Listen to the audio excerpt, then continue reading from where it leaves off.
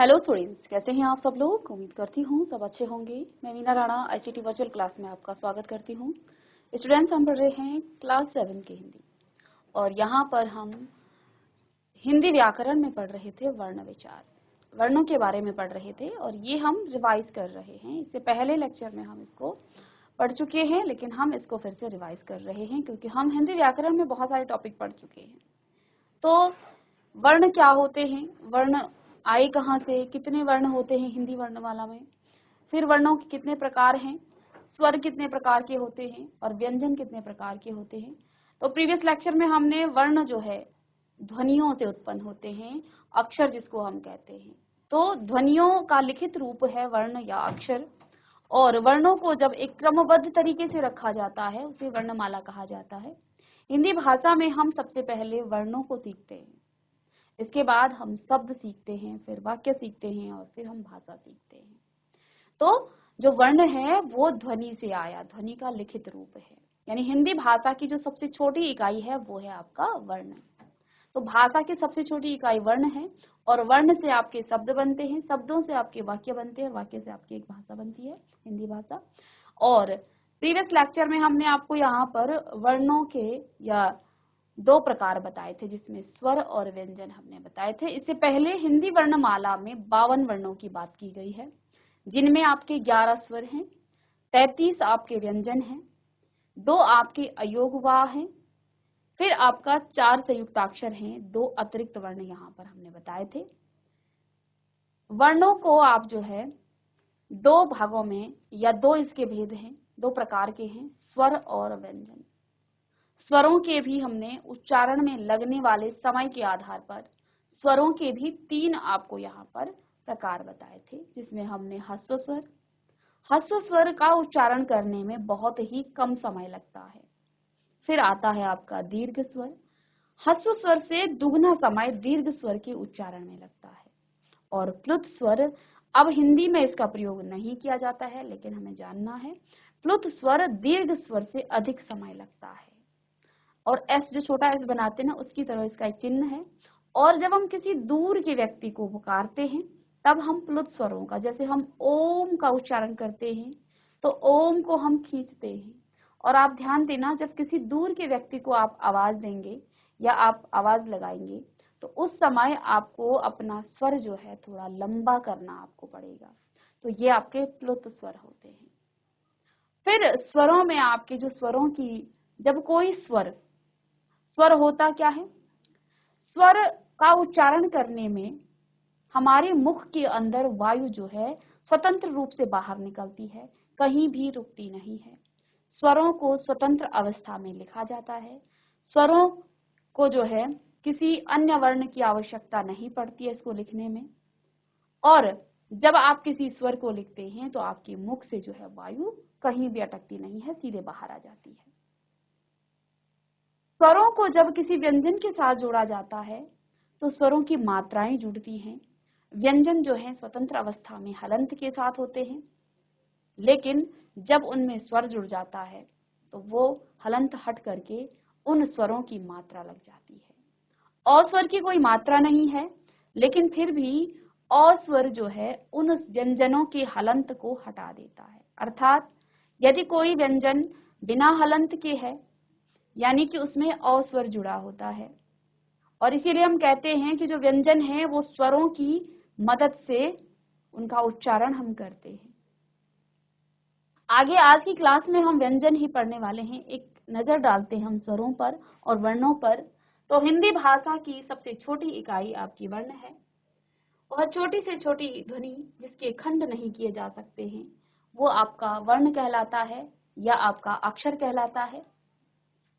और जब किसी भाषा के वर्णों को हम क्या करते हैं, क्रमबद्ध तरीके से रखते हैं, उसको लिखा जाता है, तब वो वर्णों की माला अर्थात वर्णमाला कहलाती है।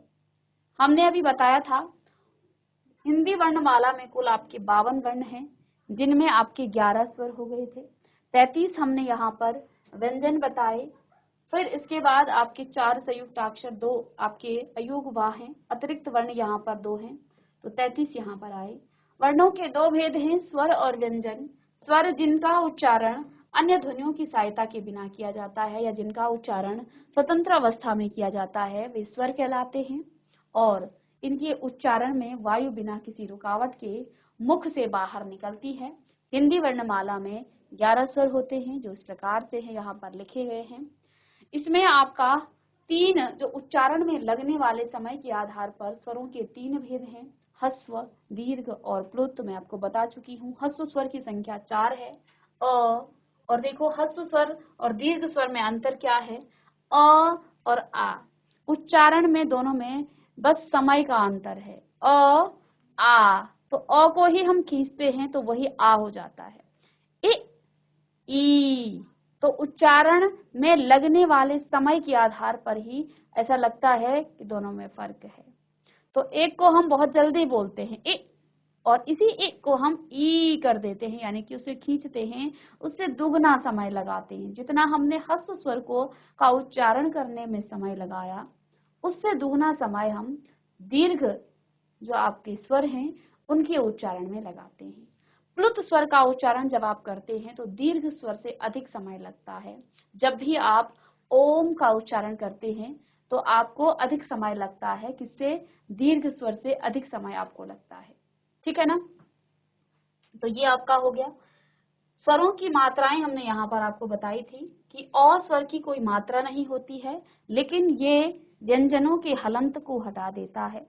फिर हमने यहाँ पर आपको बताया था कि जब भी कोई स्वर किसी व्यंजन से जुड़ता है तो उसके मूल रूप में नहीं जुड़ता है, बल्कि स्वर की मात्रा जुड़ती है। और आ, ई, उ, रि, ए, आई, ओ, औ इन सब की यहाँ मात्राएं आपको बताई थी। र में अ और उ की मात्रा उसके नीचे न लग करके उसके मध्य भाग या उसके पेट भाग में लगता है, तो ये भी आपको बताया था। अब आज की क्लास में फिर हमने अयोग वाह के बारे में पढ़ा था, क्योंकि 11 स्वरों के बाद 2 अयोग वाह अंग और अहो आ जाते हैं। लेकिन अंग का प्रयोग भी आप 2 तरह से करते हैं, एक अनुस्वार में होता है और एक अनुनासिक में होता है। अनुस्वार जब किसी वर्ण का उच्चारण करते समय आप जो वायु है वो केवल आपके नाक से बाहर आती है, उसे दर्शाने के लिए हम क्या करते हैं, शिरोरेखा के ऊपर एक बिंदी लगा देते हैं, एक बिंदु लगा देते हैं, और उसी को हम अनुस्वार कहते हैं। जैसे उच्चारण आप कीजिए, पंख, रंक, गंध। तो इनका उच्चारण करते समय वायु केवल आपके नाक से बाहर आएगी, आपके मुख से नहीं। ठीक है। अनुनासिक में जब वर्ण का उच्चारण करते समय जो वायु है आपके मुख से और नाक से दोनों से बाहर निकलती है, तब उस वर्ण के ऊपर जो है एक चंद्र बिंदु लगाया जाता है। इसे ही हम क्या कहते हैं, अनुनासिक कहते हैं। जैसे आप दांत, तो जब आप दांत कहते हैं तो आपकी मुख से और साथ में साथ आपके नाक से भी वायु बाहर निकलती है। आंख, तो आंख कहते समय आपकी नाक और मुख दोनों से वायु बाहर निकलती है। अंगूठी, तो ये भी आपका जो है दोनों से आपकी वायु बाहर निकलती है। तो इस प्रकार से यहाँ पर हमने अनुनासिक और अनुस्वार के बारे में पढ़ा। और ध्यान देना है, जब शिरोरेखा के ऊपर कोई मात्रा न हो तब आप चंद्र बिंदु का प्रयोग करते हैं, और अन्यथा उसमें जो है एक बिंदु का ही प्रयोग किया जाता है। जैसे मैं एक मात्रा पहले से थी, इसलिए हमने इसमें चंद्र बिंदु न लगा करके एक बिंदी लगा दी। तो जहां मात्रा हो वहां पर आप, चाहे आपके मुख, चाहे आपको उच्चारण करने में ऐसा लगे कि वो अनुनासिक है, फिर भी आपको एक बिंदी ही लगाना है, एक बिंदु ही वहां पर लगाना है, आपको वहां पर चंद्र बिंदु नहीं लगाना है। ठीक है, वो गलत हो जाता है। फिर इसमें आपका विसर्ग आती है। इस ध्वनि का उच्चारण आधा ह की तरह के समान होता है। यह स्वर नहीं है, लेकिन इसे अ के साथ जोड़ने से अह की तरह इसका को लिखा जाता है। अ के पीछे हम विसर्ग लगा देते हैं तो अह कहते हैं, और इसका उच्चारण हमने कहा आधा ह की तरह किया जाता है। तो जैसे हमने कहा अतः, क्या कहा, अतः, तो उच्चारण क्या किया, अ, त, और फिर हमने कहा ह, अतः, प्रातः, स्वतः, प्रायः, सनह। तो इस तरह से जो है और फिर इसमें आता है आगत ध्वनि। जब हम सिर्फ चंद्रमा करते हैं, आधा चांद की तरह लगाते हैं, इसमें बिंदी नहीं लगती है। तो अंग्रेजी के जो भाषा के जो शब्द हैं जो हिंदी में प्रयोग किए जाते हैं, उनके ऊपर हम क्या लगाते हैं, आगत ध्वनि लगाते हैं। डॉक्टर, काफी, टॉफी, बाल। तो इससे जो है आपको ये भी समझ में आ जाता है, ये आपके सभी आपके किसके हैं, अंग्रेजी भाषा के शब्द हैं जिनको हिंदी भाषा में प्रयोग किया जाता है। फिर यहाँ अंतर आया था कि अनुस्वार और अनुनासिक में, तो दोनों में वही अंतर है। अनुस्वार का उच्चारण जब आप करेंगे तो वायु सिर्फ आपके मुख से निकलेगी। जब आप अनुस्वार का प्रयोग करेंगे तो वायु केवल आपके नाक से निकलेगी। और जब अनुनासिक का आप उच्चारण करेंगे, प्रयोग का मतलब उच्चारण है, तो जब आप अनुनासिक का उच्चारण करेंगे तो उस समय वायु आपके मुख और नाक दोनों से बाहर निकलती है। जैसे आपने कहा हंस, ये आपका अनुस्वार है, और हंस ये आपका अनुनासिक है। तो इसे आप जब भी उच्चारित करेंगे तो आपको तब जो है महसूस होगा कि ये आपका अनुस्वार है या फिर आपका अनुनासिक है।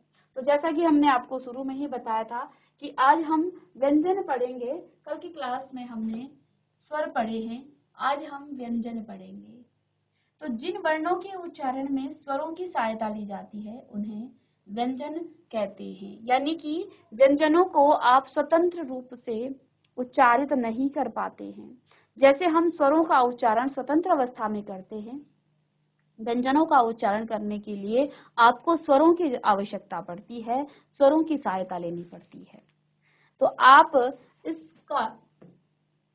इसका उच्चारण करने के लिए, ये आपका स्वतंत्र अवस्था में एक क है, इसका उच्चारण करने के लिए आपको जब आप क कहेंगे तो क में अ भी है, ठीक है। तो इसमें आपने स्वर का जो है यहाँ पर स्वर की मदद ली है, ठीक है।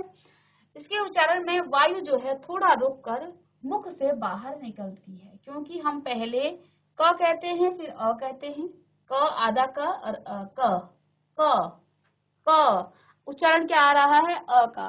फिर आप ख बोलिए, ख इसमें भी उच्चारण अ का आ रहा है। ग तो सब में अ, घ अंग, ठीक है। तो ये आपके जो है उच्चारण, इनमें स्वर का भी आ रहा है। तो देखिए इसके उच्चारण में वायु थोड़ा रुककर मुख से बाहर निकलती है। हिंदी में व्यंजनों की संख्या 33 है, जो क से लेके ह तक है। संयुक्त व्यंजनों को मिलाकर ये आपकी 37 हो जाती है, 37 हो जाती है। चलिए इसे आप लिखिएगा।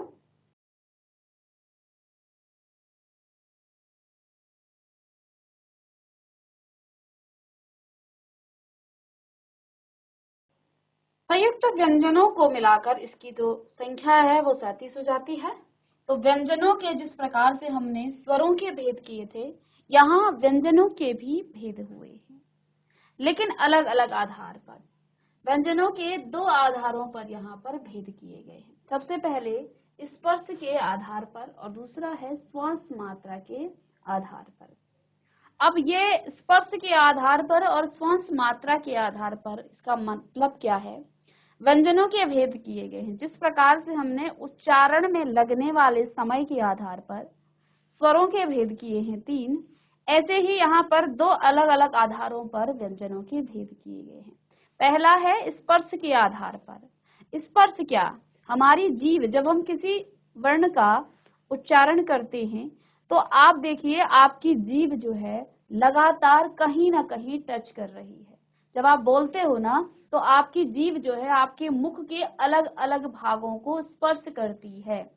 तो इस बात को आपने ध्यान दिया होगा कि जब भी आप बोलते हैं तो आपकी जीभ जो है एक ही जगह पर नहीं, अलग अलग जगह पर वो स्पर्श करती है। तो इन्हीं आधार पर व्यंजनों के भी भेद किए गए हैं। और दूसरा होता है श्वास मात्रा। तो आप देखते होंगे कि कभी कभी आप किसी शब्द को, किसी वर्ण को बोलते समय आपके मुख से बहुत ज्यादा श्वास मात्रा निकलती है और किसी में जो है कम निकलती है। तो इसके आधार पर भी व्यंजनों के भेद किए गए हैं। तो लिख लीजिएगा कि व्यंजनों के निम्नलिखित दो आधारों पर भेद किए जा सकते हैं। सबसे पहले स्पर्श के आधार पर, दूसरा है श्वास मात्रा के आधार पर। चलिए, स्पर्श के आधार पर और दूसरा श्वास मात्रा के आधार पर। अब स्पर्श के आधार पर भी इस व्यंजनों के 3 भेद हैं, जिसमें स्पर्श व्यंजन, अंतःस्थ व्यंजन और ऊष्म व्यंजन। लिख लेंगे, स्पर्श के आधार पर भी, यानी कि जो हमारी जीव है उसके आधार पर भी 3 यहाँ पर भेद हुए हैं। कहाँ कहाँ स्पर्श कर रही है? स्पर्श व्यंजन, अंतःस्थ व्यंजन और ऊष्म व्यंजन। ठीक है, चलिए अब इसे आप लिखेंगे। स्पर्श व्यंजन क्या होता है? पहला, स्पर्श व्यंजन जिन व्यंजनों का उच्चारण करते समय जीव मुख के विभिन्न भागों, हमारे मुख के अंदर विभिन्न भाग हैं, जिसमें हमारा कंठ है, हमारी तालु है, हमारा मूर्धा है, हमारे दांत हैं और हमारे होंठ हैं। ठीक है, हमारे जो होंठ हैं वो दांत, मूर्धा, तालु और कंठ, ये यहाँ हमारे मुख के अंदर मुख्य भाग हैं। जब हम किसी वर्ण का उच्चारण करते हैं तो यहीं से हमारी जीभ या तो स्पर्श करेगी या हमारे कंठ से आवाज निकलेगी। ठीक है, तो लिखिएगा, जिन व्यंजनों का उच्चारण करते समय जीभ मुख के विभिन्न भागों कंठ, तालु, मूर्धा, दांत और आपके जो होंठ हैं उनको स्पर्श करती है, उन्हें स्पर्श व्यंजन कहते हैं। अब इनको भी 5 वर्गों में बांटा गया है। किस प्रकार से 5? जब हमारे कंठ से कोई वर्ण निकलता है, जब हमारी जीभ तालु को स्पर्श करती है, जब हमारी जीभ मूर्धा को स्पर्श करती है, जब हमारी जीभ जो है दांत को स्पर्श करती है और कभी कभी हमारे होंठों को भी वो क्या करती है? स्पर्श करती है। और इनके आधार पर इसके भी 5 यहाँ पर वर्ग हैं। तो देखिए, पहला है क वर्ग। क वर्ग में आपके क, ख, ग, घ, अंग। अब देखिए, आगे इसको भी डिवाइड किया गया है, लेकिन अभी हम इसको इतना ही पढ़ेंगे। आगे की क्लासेस में आप इसको और डिटेल में पढ़ेंगे। तो देखिए, जो आपका क वर्ग है इसमें 5 वर्ण हैं, और जब आप इसमें ये जो पंचम वर्ग है ये नहीं आते हैं, लेकिन यहाँ पर आपको दिया गया है।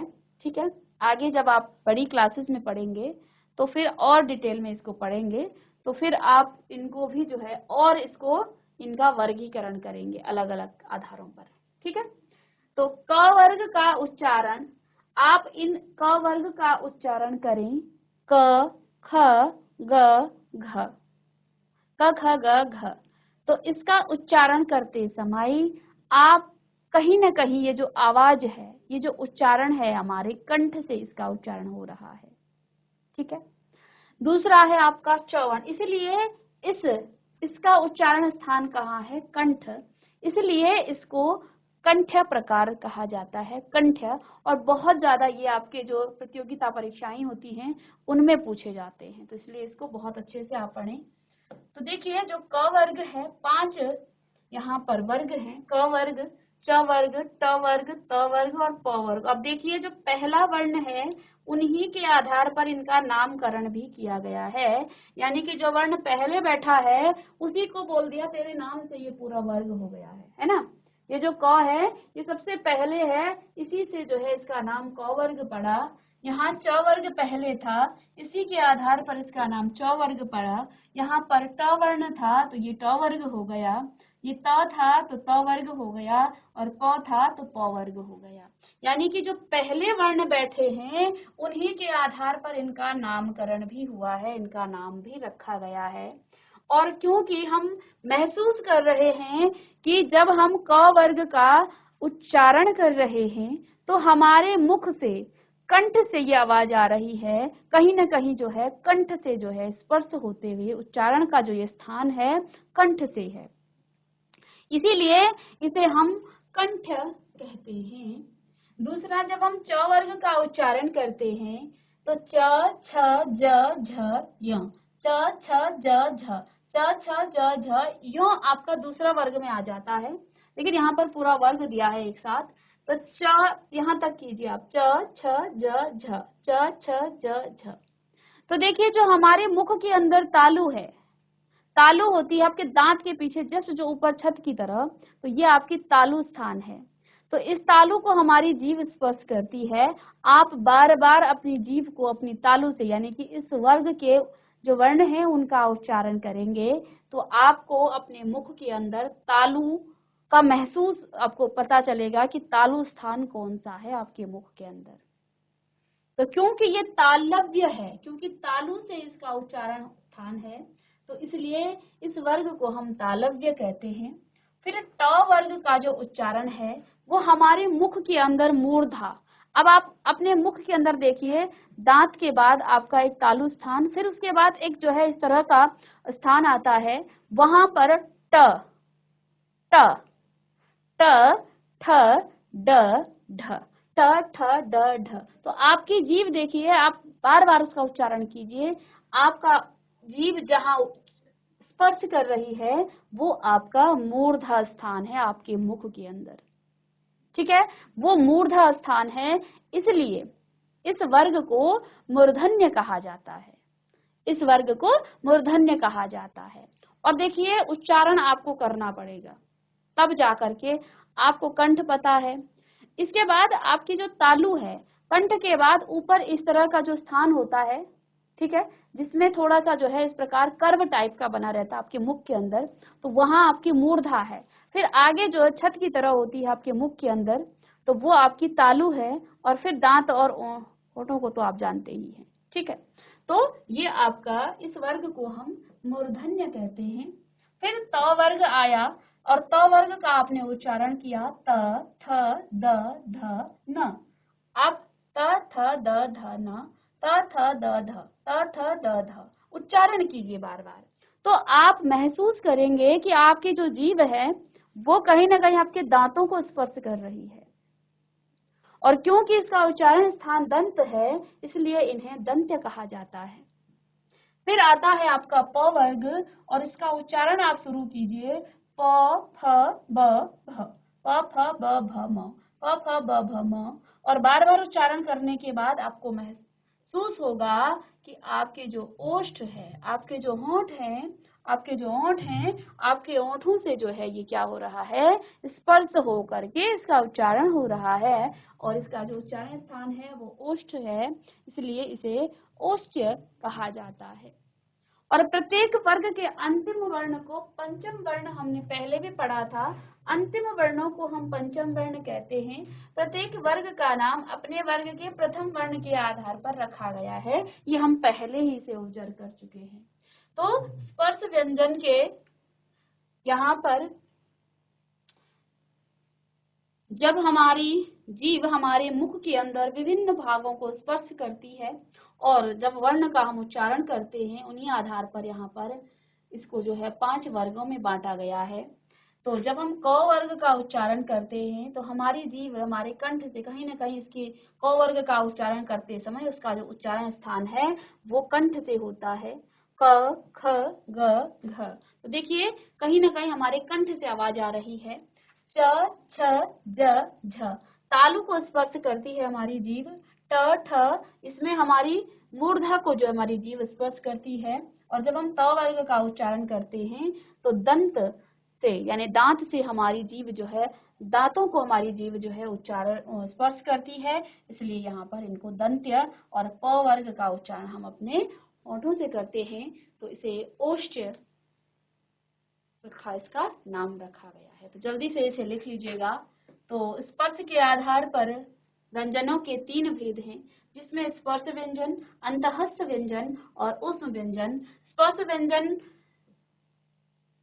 का उच्चारण करते समय जीभ मुख के विभिन्न भागों से, हमारे कंठ से, हमारे तालु से, मूर्धा से, दांत से और होठों से स्पर्श करती है, इन्हें स्पर्श व्यंजन कहा जाता है। और यहाँ पर इन्हें 5 वर्गों में बांटा गया है इस प्रकार से, जिसमें क वर्ग, च वर्ग, ट वर्ग, त वर्ग और प वर्ग आ जाता है। क वर्ग को हम कंठ्य, च वर्ग को हम तालव्य, ट वर्ग को हम मूर्धन्य और त वर्ग को हम दंत्य और प वर्ग को हम ओष्ठ कहते हैं। चलिए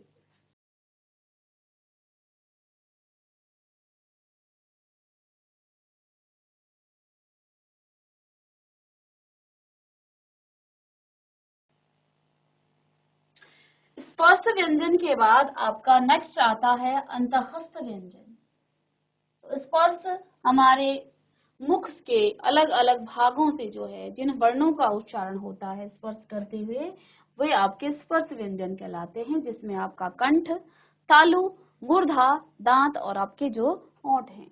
तो ये सभी आपके कंठ, तालव्य, मूर्धन्य, दंत्य और ओष्ठ कहलाते हैं। अब नेक्स्ट आपका इसके बाद आ जाता है अंतःस्थ व्यंजन।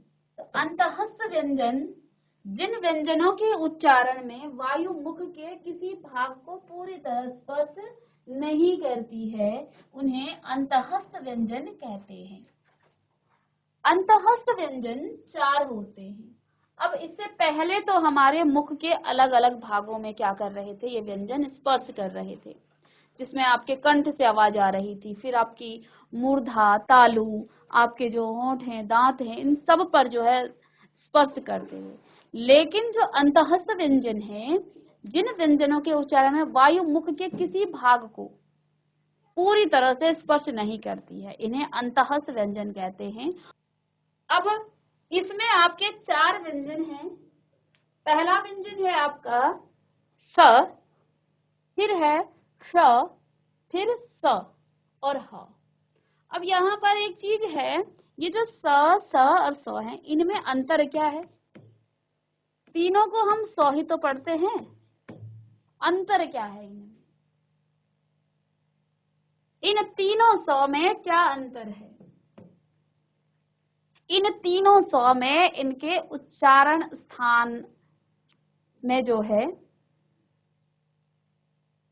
इनके उच्चारण में आपकी जीभ जो है कहाँ कहाँ स्पर्श करती है, उसमें अंतर है। ये जो स है, इसका उच्चारण करते समय आपकी जीभ आपके तालु को, आपके मुख के अंदर जो तालु स्थान है, उसको तालु स्थान में आपका च, छ, ज, झ, य। तो यानी कि जब आप इस पहली स का उच्चारण करेंगे, इस स का नाम तालव्य स भी कहा जाता है। इसे कहा जाता है तालव्य स। क्यों कहा जाता है? क्योंकि इसका उच्चारण करते समय आपकी जीभ आपके तालु को, आपके मुख के अंदर आपके तालु को स्पर्श करेगी, तालव्य स के नाम से। ठीक है? और बच्चे बोलते हैं सलजम वाली, षटकोण वाली, ऐसा नहीं होता है। ये जो है इनमें अंतर है इनके उच्चारण स्थान में। ठीक है? अलग अलग जगहों पर स्पर्श होकर इनका उच्चारण किया जाता है।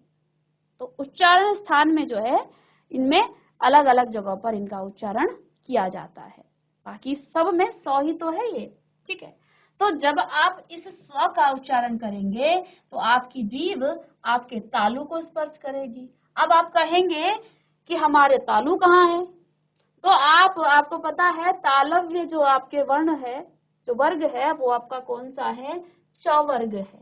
तो पहले तो आप च वर्ग का उच्चारण कीजिए, च, छ, ज, झ, च, छ, ज, झ। तो श वहीं पर आप उच्चारण करेंगे इस श का। ठीक है? फिर जो आपकी दूसरी स है, उसे हम कहते हैं मूर्धा स, उसे हम मूर्धन्य स। ये आपका मूर्धन्य स है। अब इसका मतलब क्या हुआ कि जब आप इस श का उच्चारण करेंगे तो आपकी मुख के अंदर ये आपके मूर्धा को स्पर्श करेगा। और तीसरा है आपका दंत्य स, दंत्य स। तो इसका उच्चारण, स का उच्चारण करते समय आपकी जीभ आपके दांत को स्पर्श करेगा। तो तीनों ही स में अंतर क्या है, जिनको हम अंतःस्थ व्यंजन भी कहते हैं। तो इसका उच्चारण करते समय देखिए तालु को स्पर्श करेगा लेकिन पूरी तरह से नहीं। तो आप श कहेंगे, फिर आप कहेंगे श, फिर आप कहेंगे स। तो इसका उच्चारण करते समय आपकी जीभ तालु को स्पर्श करेगी। इसका उच्चारण करते समय आपकी जीभ मूर्धन्य, आपकी मूर्धा को स्पर्श करेगी। और इसका उच्चारण करते समय आपकी जीभ आपके दांतों को स्पर्श करेगी। यही इनमें अंतर है। और ये कोई सलजम और षटकोण वाली नहीं है, इसमें तालव्य, मूर्धन्य और दंत्य स इनका नाम है। तो ये आपके अंतःस्थ व्यंजन के अंदर आते हैं। सॉरी, हमने यहाँ पर स का गलत लिख दिया है, ऊष्मा का। ठीक है? तो उस अंतःस्थ व्यंजन की हम बात कर रहे थे। तो अंतःस्थ व्यंजन में आपका य, र ल व है। तो इनको उच्चारण करते समय कहीं भी जो है आपके वायु जो है किसी भी भाग को पूरी तरह से स्पर्श नहीं कर रही है, इसलिए इनको अंतःस्थ कहते हैं। और तीसरा यहाँ पर ऊष्म व्यंजन है, जिनका उच्चारण करते समय आपके मुख के विभिन्न भागों से जो है वो रगड़ खाती है और ऊष्मा उत्पन्न होती है, गर्मी उत्पन्न होती है, उन्हें ऊष्म व्यंजन कहते हैं, जिसमें आपकी 3 ये स है और यहाँ पर ह है। ठीक है, तो ये आप स्पर्श व्यंजन, अंतःस्थ व्यंजन और ऊष्म व्यंजन। तो जिन व्यंजनों के उच्चारण में वायु मुख के किसी भाग को पूरी तरह स्पर्श नहीं करती है उन्हें अंतःस्थ कहते हैं। यहाँ 4 हैं ये, य, र, ल, व। फिर आपका ऊष्म व्यंजन, जिनके उच्चारण में आपके मुख से जब आप उनका उच्चारण करेंगे तो कहीं ना कहीं आपके मुख से जो है गर्मी, ऊष्मा उत्पन्न होगी। ठीक है, तो ये भी आपके 4 हैं और इनमें 3 तो स हैं, जिनका मैंने अभी अभी आपको नाम बताया। ये तालव्य स है, ये आपका मूर्धन्य स है, ये आपका दंत्य स है। तो इसका उच्चारण जब करेंगे तालु को आपकी जीभ स्पर्श करेगी। इस स का उच्चारण करते समय आपकी जीभ आपके मूर्धा को स्पर्श करेगी और इसका उच्चारण करते समय आपकी जीभ आपके दांतों को स्पर्श करेगी और इसी के आधार पर इनका नामकरण भी हुआ है। ठीक है,